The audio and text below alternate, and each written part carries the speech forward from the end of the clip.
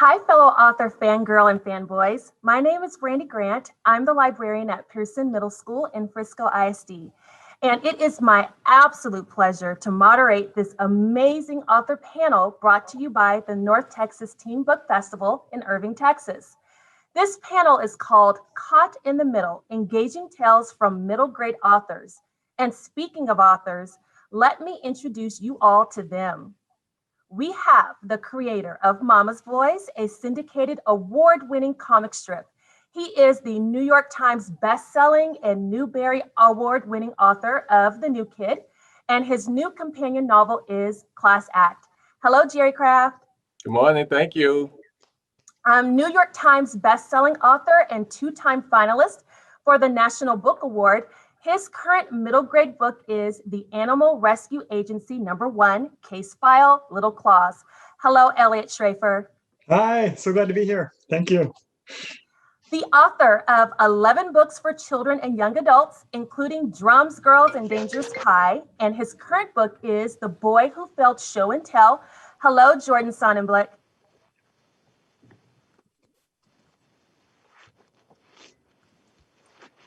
And last but not least, the award-winning author of over a dozen books for children of all ages and 2021 Newbery Honor Book winner for all 13, the incredible cave rescue of the Thai boys soccer team. Hello, Christina Suntervat. Hello. Before we get started, NTTBF participants join in on all the fun by following and posting to #NTTBF21 on all social media. So, all right, authors, since students are tuning in along with teachers and librarians, please give a 30-second book talk of your newest middle grade novel, because we all know with students, you pretty much only get about 30 seconds to convince them to pick up your book. So, Jerry, start us off. All right, so my book is Class Act, which is the companion book to New Kid, which won the 2020 Newbery. And it follows Drew Ellis, who is Jordan's best friend. It is his 8th grade year, and all about the struggles of still kind of being a new kid, but kind of, juggling his home life and his school life and life around his friends. So just a lot of stuff about middle grade, but nothing bad happens. Just a lot of little bad things. Nothing too bad, though.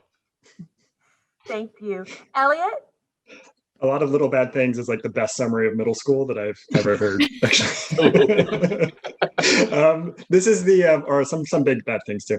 But this is The Animal Rescue Agency, which is the first book in a new series. It's about a fox and her rooster assistant, and they run an agency that rescues animals in distress around the world. So they get a call in their den, they scramble out their field agents to go mount a caper. It's sort of like Ocean's 11, but with animals, and it's about conservation. And in the first book, they have to rescue a young polar bear who has been trapped on an ice floe, and an unsavory human is trying to bring him to a zoo in Miami. So they have to put an end to that.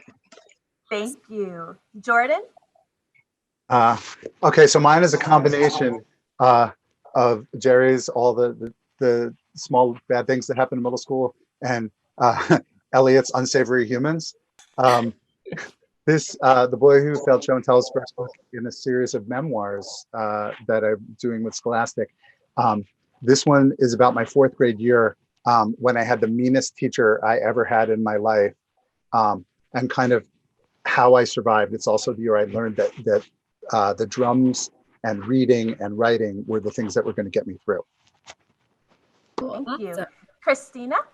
Yes, so unlike Jerry's book, where a lot of little bad things happen, I'm here to talk about a book in which one really terrible thing happens to a group of middle school age kids. So this is actually a nonfiction book. All 13 is a true story of the Thai cave rescue.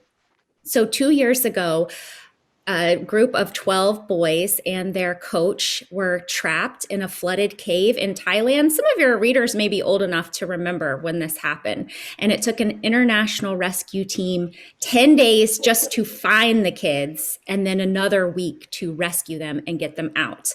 And so this is the story that chronicles what the rescuers were doing above ground to try to find the boys and what the boys were doing below ground to survive for all that time by themselves in the darkness.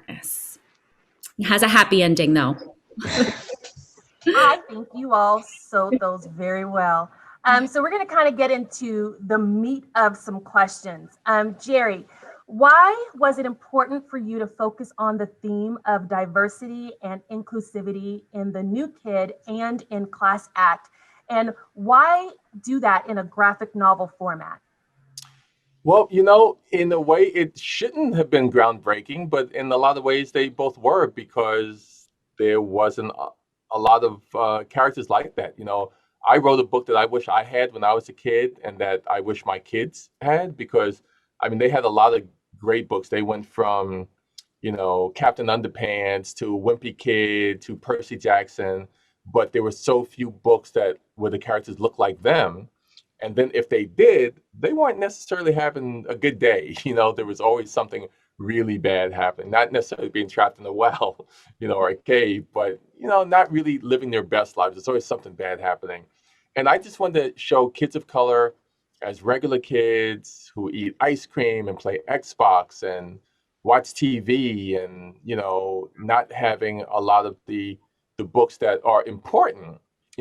Like there's a lot of books, historical books with African American characters, but a lot of them deal with really heavy issues such as slavery and civil rights and police and gang life. And I just wanted people to read a book and see Black characters and be able to relax, see a loving family and laugh. Thank you.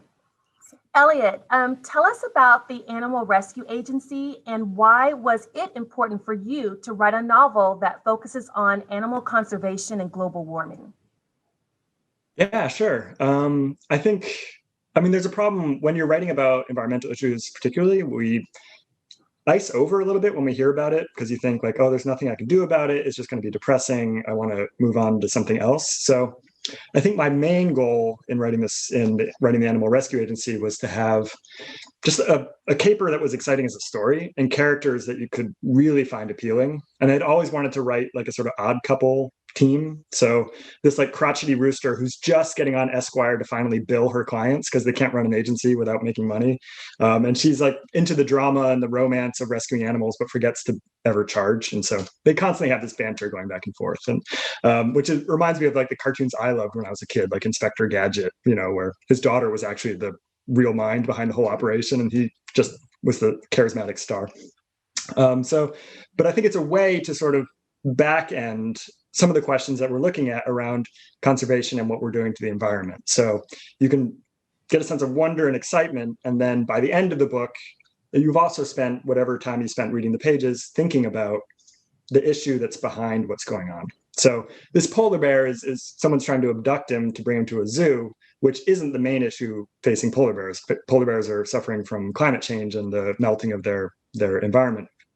But if you just go straight facing into the issue on the surface, I think we already have a feeling around it, and so you don't break new ground. So in the series, I'm trying to sort of find new ways into old issues so that we can constantly be thinking about it in ways that are productive and bringing us into new spaces. If that makes sense. Yes, that's very smart. Jordan, I have named you the king of lit circle books for schools. So what do you think, or why do you think that your books are on so many lit circle lists? And why would The Boy Who Failed Show and Tell be a great addition? Okay, wow, thank you. It's, wow. I'm so honored to be thought of as the king of anything besides this little room in my basement that I'm just thrilled. But I think the thing about The Boy Who Failed Show and Tell is that I think what kids will relate to, and I'm actually hearing a lot from teachers too, saying they needed to read it. But I think what kids will relate to is that every kid has like a public face and then an inside invisible face that has problems. And so this book, I seem to be like a regular, ordinary, normal kid, but I was what now would be called a 2E kid, a doubly exceptional kid, because I was in the gifted and talented program. And I also had significant physical and learning disabilities that weren't visible. And so what I desperately wanted at this time when I felt so lost and I was struggling with my health and I was struggling to learn, but everyone thought I was smart, so I should be good. But I got in trouble all the time because I had attention deficit that wasn't even an invented thing yet. Is that I think every kid can relate to, you're trying to figure out where you fit in and how you belong.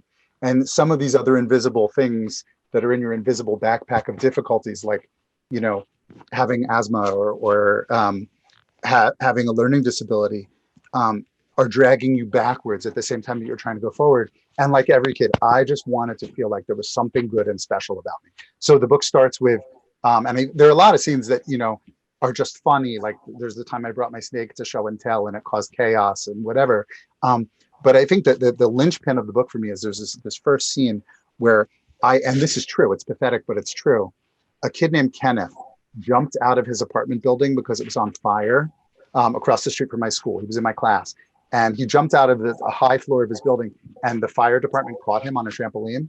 Oh my gosh. And he lived. And I was so jealous of this kid whose entire house burned down and had to live in a hotel for like 6 months.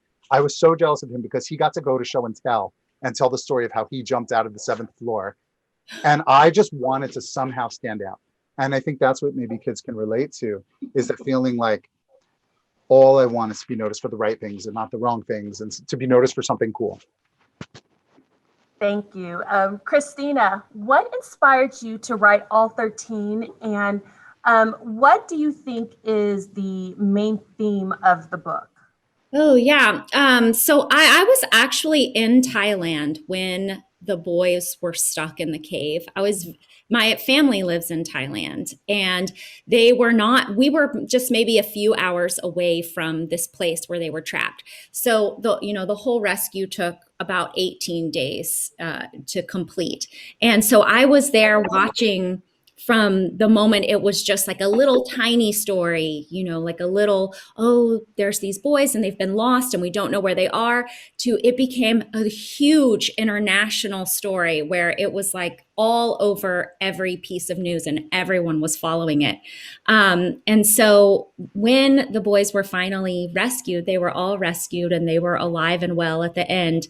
I had come back to the United States, and like Jerry was saying, when I was growing up, I didn't have a lot of books that featured Thailand. In fact, I did not read a single book about Thailand as a young person. And so I just really felt like this is a huge story. It's one of the biggest public stories that's happened in Thailand. And I want to write a book about it. And I want to portray Thai culture, because one of the big reasons the boys were able to survive for so long underground is they really tapped into their culture and their Buddhist faith. And I wanted to make sure, people understood that. So that was like a big driving force behind me wanting to write the books. This is my first nonfiction book. Everything else I've written has been fiction. So I kind of, had to take that leap. That passion is what made me take that leap. And then as far as the theme, after the rescue, everybody was talking so much about the rescuers, which they are totally heroes. There is no doubt they are heroes the way they saved these kids. But I also felt like the kids themselves, they were in the darkness with no food for 10 days, not knowing if anyone was going to come find them. And they not only survived, but they kept each other's hopes up and their spirits up. That is heroic, like that is something that anyone would have a hard time doing. So I really tried to tell that story. And I really want kids to know, you're capable of so much more than maybe even think you are. So. Yeah. Oh, that's great. Jerry, what do you say to adults who think that graphic novels aren't true novels and they don't address important themes that are found in like traditional fiction and nonfiction books? Well, I have a whole stack of graphic novels behind me that will prove them wrong. One of the highlights, I mean, Winning the Newbery was an amazing feat for me personally, but I got a letter from a bookstore owner, and she said that a dad and his son came in, and dad's like, "Oh, can I get this graphic novel?" It's like, "Oh no, get a real book, son." And then she jumped in like, "A graphic novel just won the Newbery," and he's like, "Oh, well, in that case, get whatever you want." you know. Awesome. But to have, the Raina Telgemeyers and the Jean Yangs and Victoria Jamesons and Cece Bell and Jerry Koshesco, all these people kind of lay the groundwork for me to succeed has been amazing. But, like some kids are visual learners. And I could read as a kid. I did not enjoy it. I read Marvel Comics and that was it.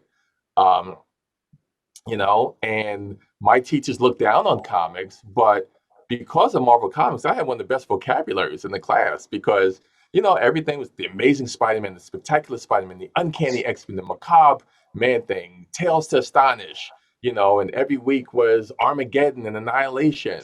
So I could hang with anybody. I was the valedictorian of my eighth grade class, but I still wasn't a book reader. So I owe much of that to comics. And now that, when you can pick up a 250-page book and to have kids who are labeled as reluctant readers challenge their teachers like, "Oh, Miss So-and-so, you have to read this book so we can talk about it on Monday." And teachers write to me like, "Wait a minute, this kid hasn't ever finished a book. And now he's telling me I have to read a book so that I can talk to him about it. I can book talk with him." It just gives me goosebumps sometimes. So I hope that more teachers are starting to, relax a little bit. And I think a lot of it, and the last thing, a lot of it is that some adults that didn't grow up reading comics can't read it. They don't know if you're supposed to read the words, if you do this. So if you sit with a kid and let that kid teach you, that also boosts that kid up, you know? And so there's a lot of work that we can still be doing, but there's some really fantastic teachers and librarians out there that embrace them. So I thank them all. My Thank you my for kids saying love, my kids love graphic novels, and they love Jerry's graphic novels. I see them reading them multiple times, like over and over again, because I think it's like you said, it's not like reading a straight up novel. There's so much more to take in besides just the words. So I think that's cool too, that they're not only reading these big books for their age, but like reading them over and over again and getting something new every time. Yeah.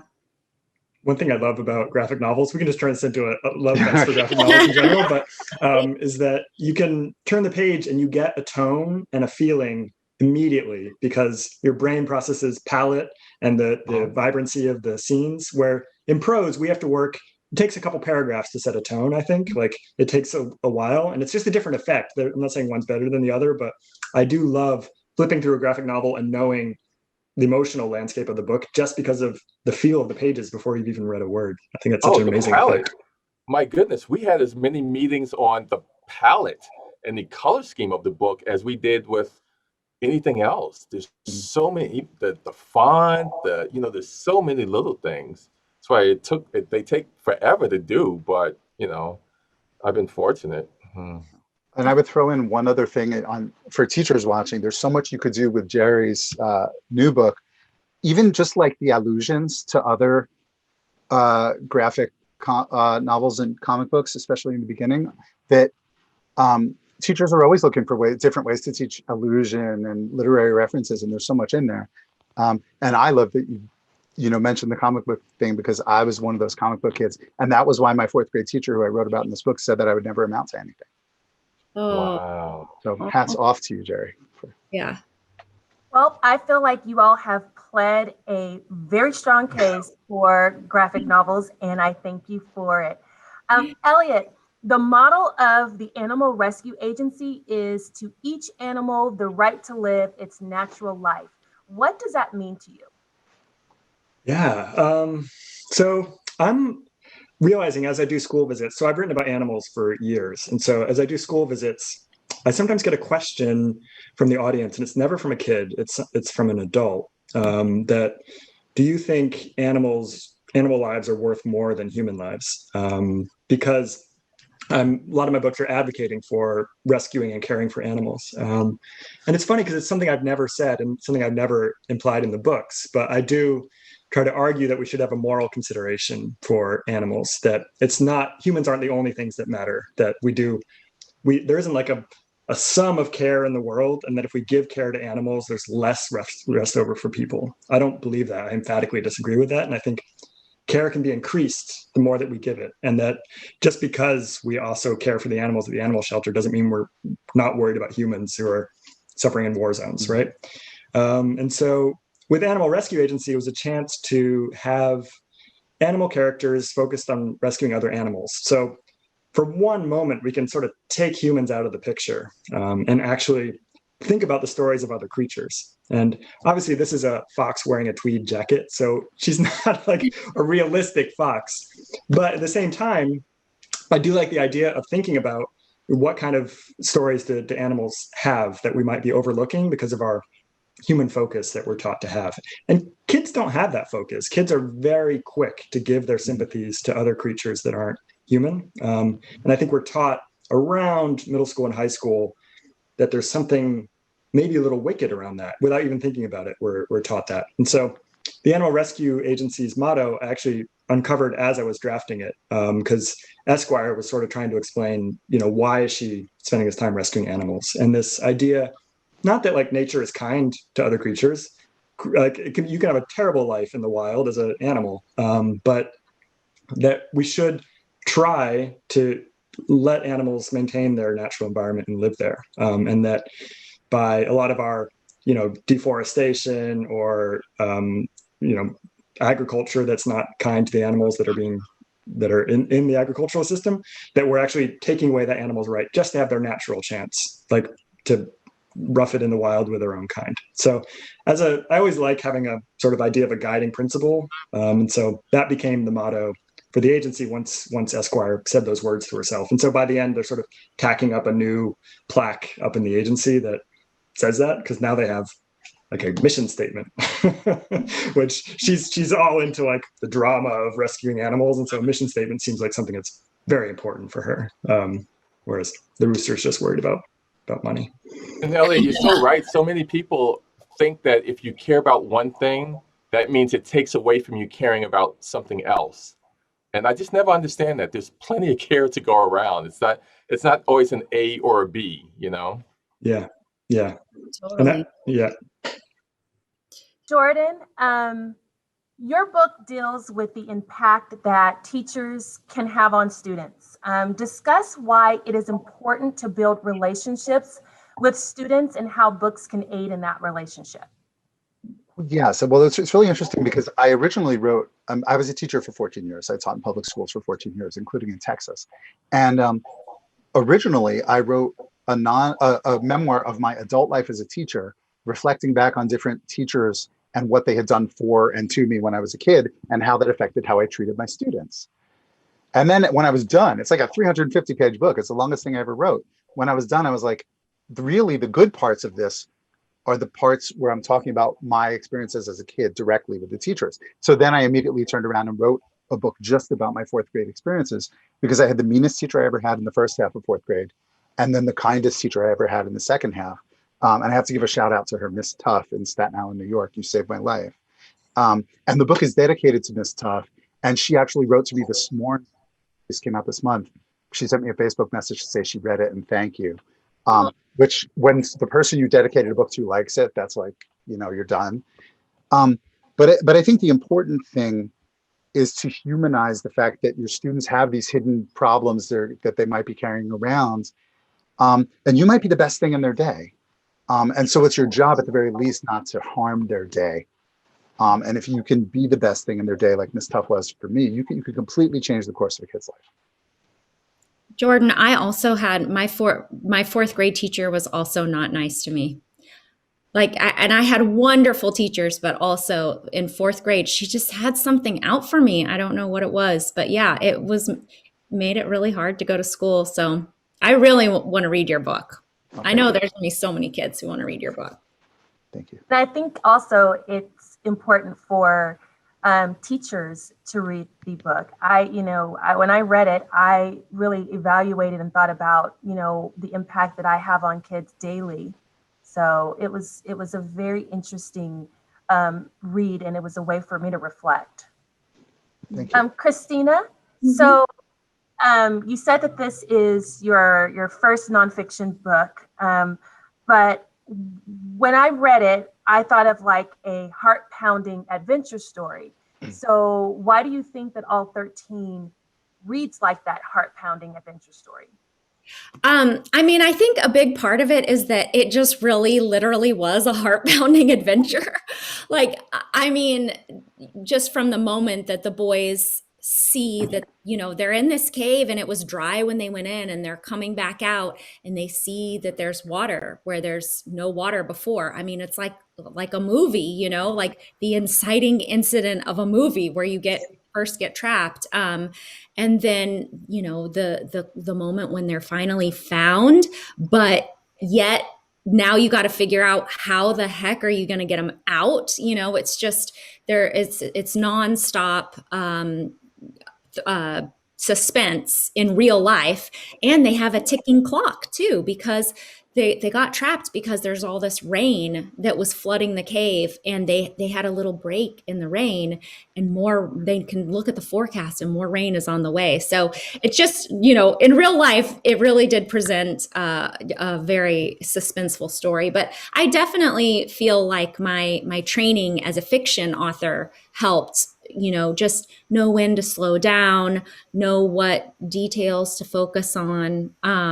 And I included a lot of information about science, about, there's a big part of how they get out is through scuba diving, through cave diving. There's a lot of science about the human body, about survival, about engineering. And those are all things that I'm like really geeky and passionate about. So I incorporated those things as well. I learned so much working on the book.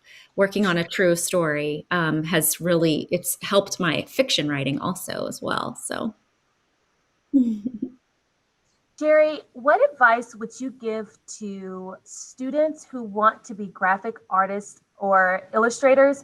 What could they be doing right now as a tween hopeful?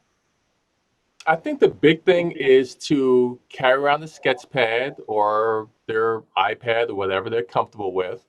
Find what they're comfortable with. I draw my books on this. I did both books on this Wacom tablet with my stylus here, but that does not mean that, you have to run out and get one. Paper is fine. I did my first books all on paper. The big thing is be open to ideas. And a lot of young artists are so hard on themselves. Like when I was, when the world was open and I would go and I do these cartooning classes, there were kids that would do one line and then and they'd start scratching it out or ball up the paper. And there were so many pieces of paper that I would take out of the garbage and have to flatten it out. And they're like, oh, it's terrible. And I'm like, look. And I would just draw 1 or 2 lines and go, wow, that's good. I'm like, yeah, but you did that, So finish your sketchbooks, finish the drawings. So many sketchbooks, they'll stop and get a new one because this is messed up. Have all these figures, just half a figure because they don't want to do hands. It takes a lot of practice. And even I look at stuff in New Kid that I was like, oh man, I wish I had done that better, because I think that I drew so much that by the time I did Class Act, it's much better drawn and visually. And now I'm working on book 3, which I hope will be better than book 1 and book 2. So it's a progress, but have fun, relax, give yourself a break. That's it. well, that's such good advice. I'm gonna tell my daughter, she's in the other room. She really likes to draw, and I feel like sometimes she's really hard on herself too. Yeah. It doesn't look like it's supposed to look, I see love the kids image throw of- their pencils and yeah. that image of uncrinkling the paper and like laying it back out. Like that's such, I've done that with prose, just as Microsoft Word, like it's not literally uncrinkled, but that feeling of like deleting it, like, wait, hold on, like let the emotional temperature lower again. And maybe there's something to be rescued here, right? Absolutely. Yeah. And And it's learn good from to know there's going to be book 3, so I'm excited about that. Oh, I didn't know that. That's awesome. Elliot, the Animal Rescue Agency is maybe a bit of a departure from the middle grade books that you've written in terms of like the genres. Like, why did you decide to switch up the genres to focus on humor this time? Oh, yeah, it's sort of had a bad rap as like writing sort of bummer literature.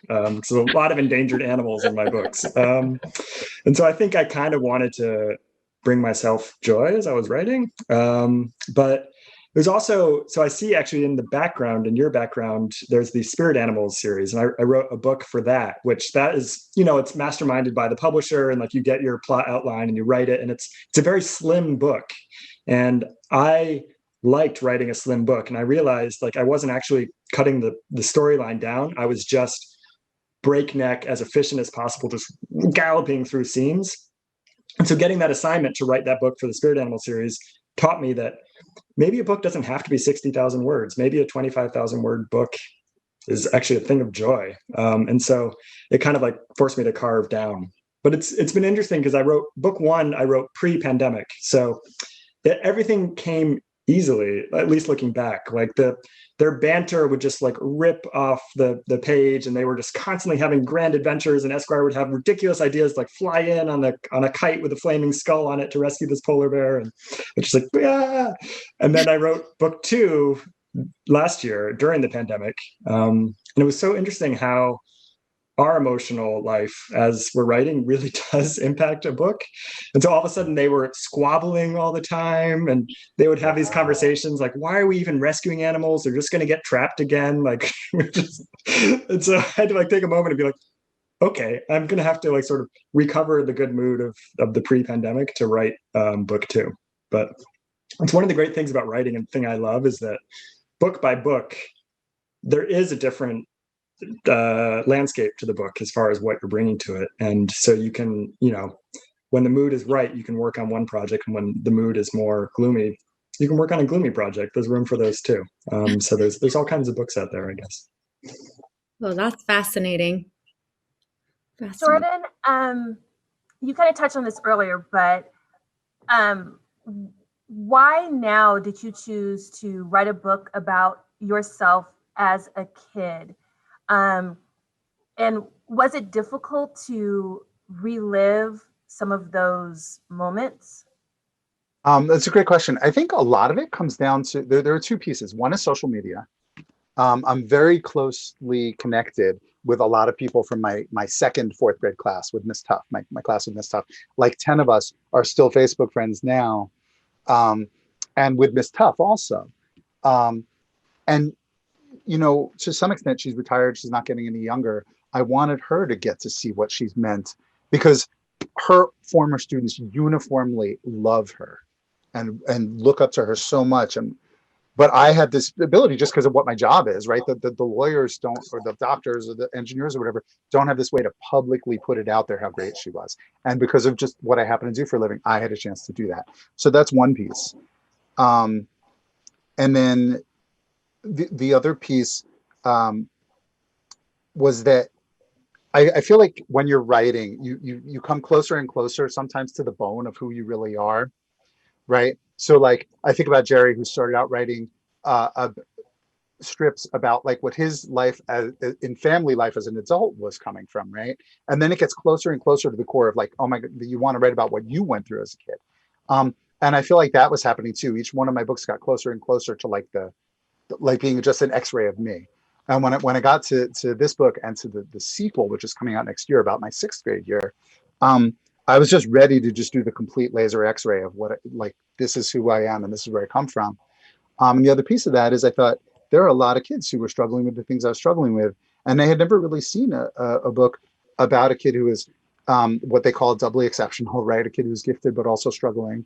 And also like a Jewish kid. It's sort of like what what Jerry said, like every book about a Jewish kid, like it always has to be about the Holocaust, or here they are making latkes, or, you know, and a lot goes on between the time of year when I'm making latkes and the time of year when I'm just like a kid on the playground.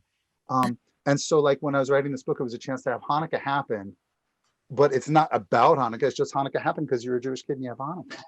So all of those things kind of came together. I'm getting good details. So I hear that there's going to be a second book. So I'm super excited about that. Christina, how do you compare what the Thai soccer team went through to what students are going through with the pandemic? Oh, I'm so glad you asked that. That's actually exactly what I talk to students about in my author visits when I talk to them to their classes. I mean, you know, if you're in your house and you have food and you have your technology to go to virtual school, and then no, it's not the same as if you're trapped in a cave. But you know, there's hardly any kid in our country or around the world who has not had a really difficult time.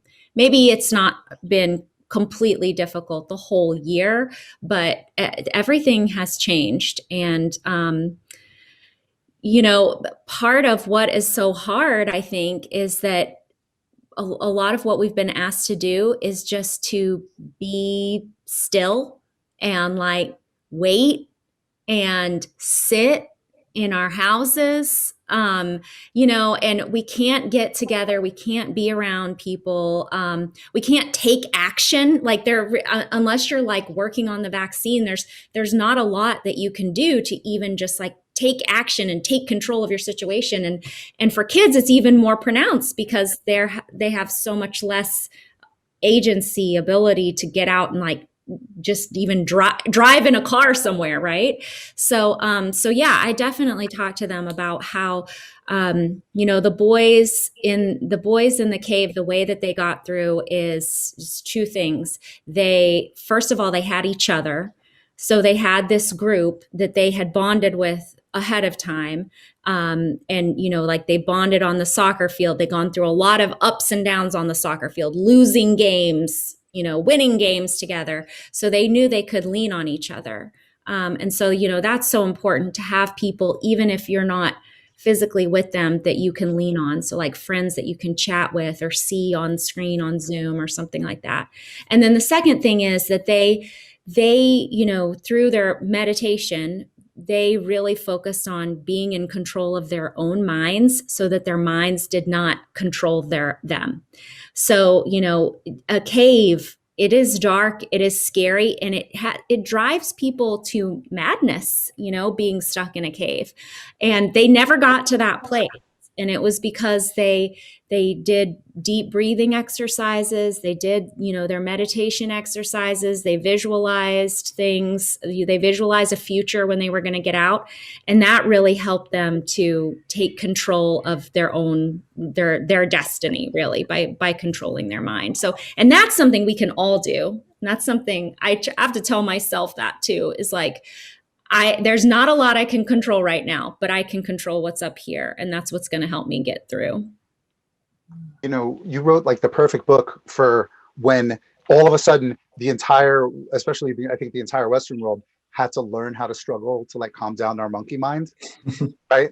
And you wrote like the perfect Buddhist moment when we all were like learning how to be less obsessed with like, what have I achieved today? And what am I going to do tomorrow? And what if I don't start my car today? And like all these like nonstop monkey mind things. And you wrote the perfect book at the perfect time.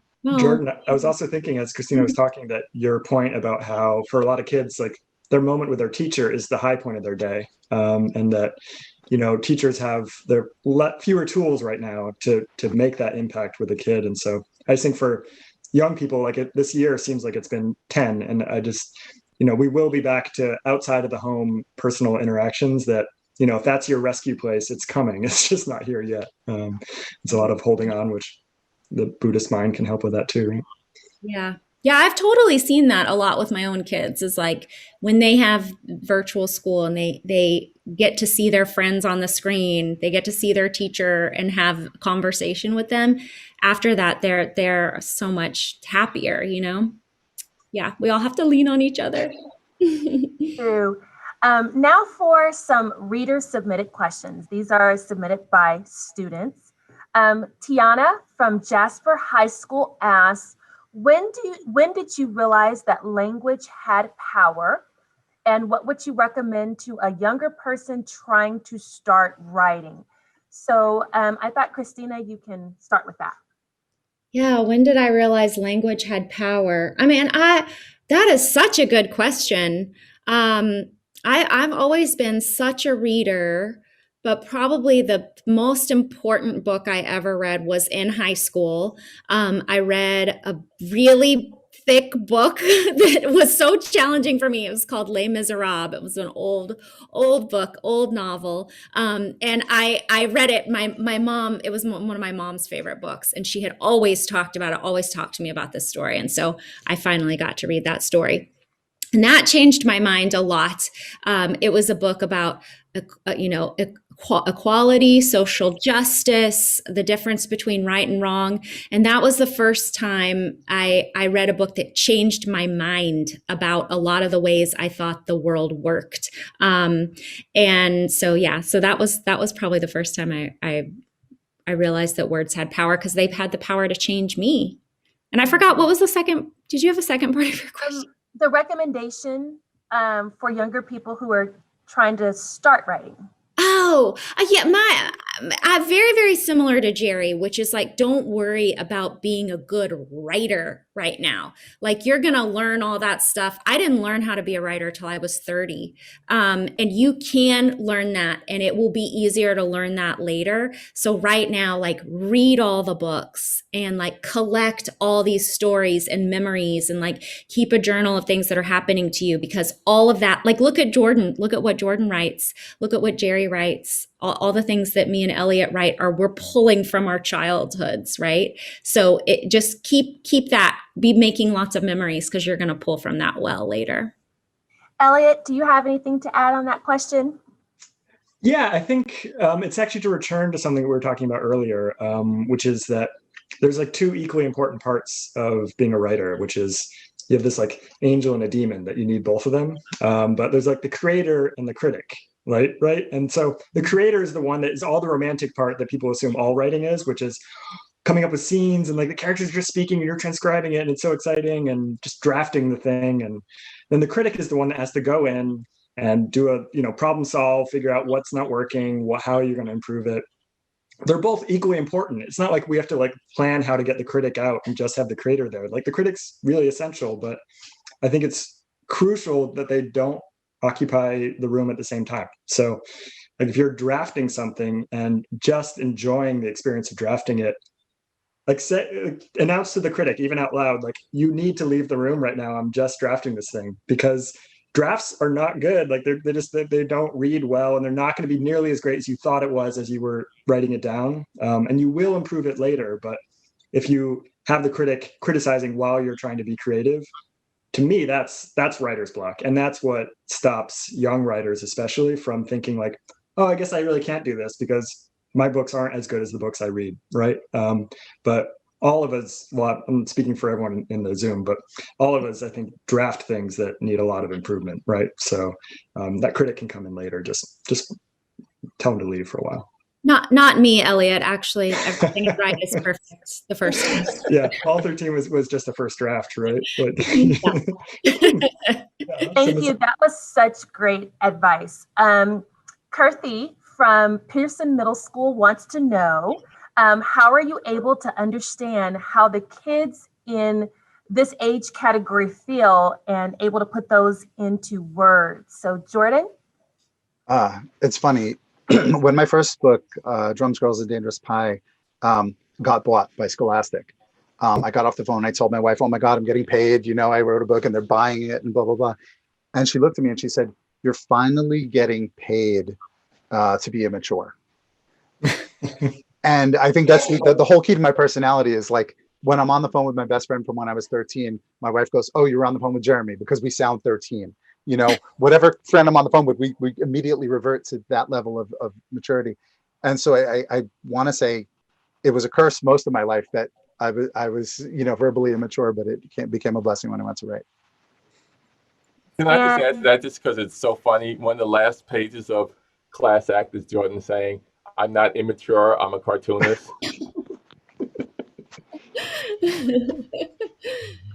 And Jerry, same question for you. I mean, how are you able to just tap into what kids in middle grades feel and are going through? I love being around kids, so I really miss doing in-person school visits, Oh, yeah. but I am always like a fly on the wall, you know, and I listen to their dialogue. You know, my sons now are 21 and 23, so obviously they're not middle schoolers, but when they were in middle school, I had my in-home kind of focus group, you know, what you do today? And Mhm. you know, their friends would come over and I'd be sitting there playing Xbox with them. And then they would just talk like, oh, okay, that's what you guys are doing, you know, because obviously, you know, when I was a kid, there was no Instagram, so I didn't know that it was the worst thing in the world to be unfollowed on Instagram by someone, you know, or sending a tweet or a snap or something like that. So I really had to pay attention even more so. But I think one of the things is having that sketchbook or even putting notes in my phone or taking pictures. Like I'm just always kind of processing so I can have it where I stay pretty current. I cannot believe this is the end of our time together. Authors, thank you so much for your time. I feel that we could do like several more hours of talking about your amazing books. I wish you all well in all of your bookish endeavors. Thanks to all who tuned in. I hope that you had as much fun as I did. Keep in mind that there are several equally amazing author panels to explore on the NTTBF website. And they also have swag merchandise. Yes, Elliot. To purchase any of the books from this panel or any panel, go to bookshop.org/shop/NTTBF. Enjoy your time at NTTBF. Thanks, authors, so much. Have a great day, everyone. Thank you, So much Brandy. for having me. Thank Andy, that was you. amazing. Thank you.